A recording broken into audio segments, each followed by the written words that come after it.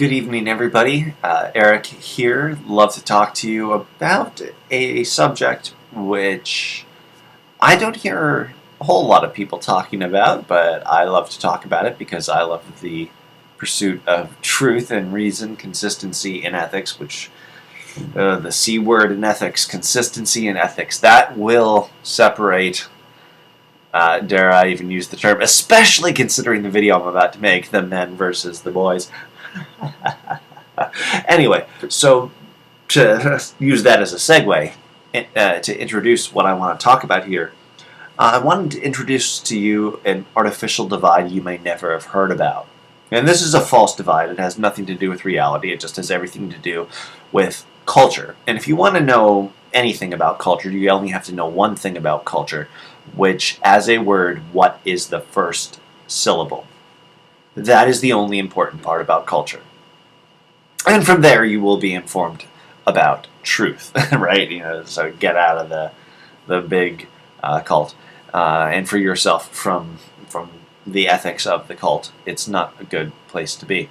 And so, to free you from an artificial divide is generally very hard because, usually if you've dropped $1 million on slaves, you aren't interested in them being free.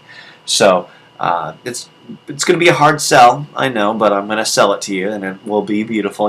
It's wonderful, right? You'll be like, wow, what a great philosophical product, and something wonderful to talk about from this point on. And that is the idea that there's this false divide between little people in society and not so little people in society. And we call little people in society children. It's fantastic. It lets us do a lot of things we wouldn't normally be able to do if we didn't call them children. And adults, right? So we have this artificial divide where a child becomes an adult at some point during their life. It's like, oh, is it when you killed a man in combat, or is it when you went 18 times around the local star? Who knows, right? Because no one knows. This is the great imaginary thing about it all. The terms and conditions of adulthood are always arbitrary, and that's the first thing to get out of the way as to why you know it's false. Because whenever terms or conditions of something are arbitrary, it's false. It's totally bigoted false. So that's the first thing to say about it, is that it's completely arbitrary, it's completely false. The second thing is to say believing things that aren't true have real-world consequences. If you believe that men wearing funny costumes are directly communicating with a deity called Yahweh, and those men in funny costumes rape your children, it's not. It only happened that way because you believed things that weren't true. That is the patent obviousness of it. Do not believe things that are untrue. If you believe things that are untrue, bad things are always going to happen. And if you believe that there's this artificial divide between children and adults, you're going to get negative consequences in society, and they will be very bad. And you will have assault, and it won't be called assault, it will be called spanking, because, as I have said so many times, and I will say it over and over again like it's going out of style, euphemism is the root of all evil. And it is because we believe in things that aren't true that we hit small human beings and we call it spanking rather than assault. And it is this euphemistic lingual disconnect between reality. It doesn't matter what you call it. What matters is what you're doing. What are the actions? So if you get rid of this hard, artificial and hostile divide between children and adults, you find you can't hit them because it is a universal principle and there are no exceptions. You find you can't force them to go into a specific area and not leave. Because what does that mean? It means you're kidnapping your own children, the little human beings you have given birth to. Children.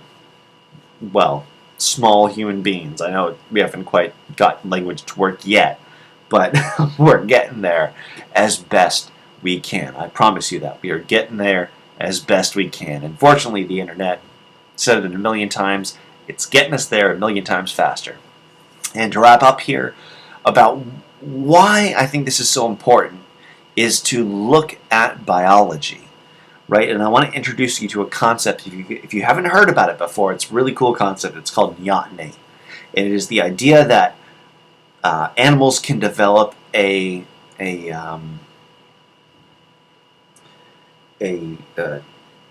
dare I use this term, an adolescent-like retention of adolescent traits throughout the life cycle, right? So a chihuahua is an artificially selected organism, which is basically a wolf puppy that has achieved sexual selection. Now we, in terms of the morphology of our own craniums, what differentiates us from other primates is very specific and it's very powerful.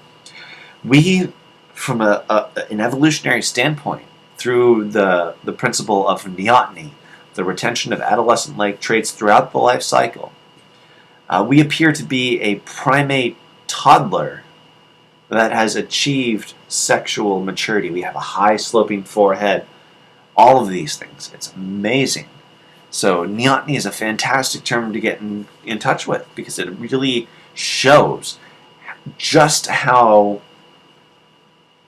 artificial these divides are. And when we really universalize ethics, we get in a much more principled, parsimonious, and virtuous society. Thank you very much for your time, guys. Have a wonderful evening. Remember, it's all false. It's just small people and big people. That's all it is. Have a wonderful night, guys.